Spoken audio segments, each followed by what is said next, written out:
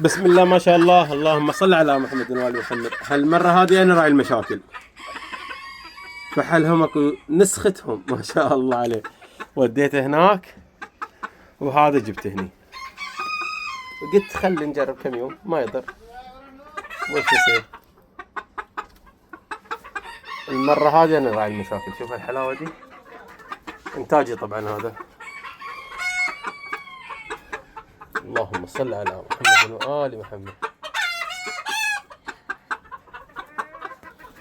في الواقع أحلى بالتصوير، أنا أتابع التصوير في الواقع أحلى. خليه 3-4 أيام بعدين برجع فحلهم.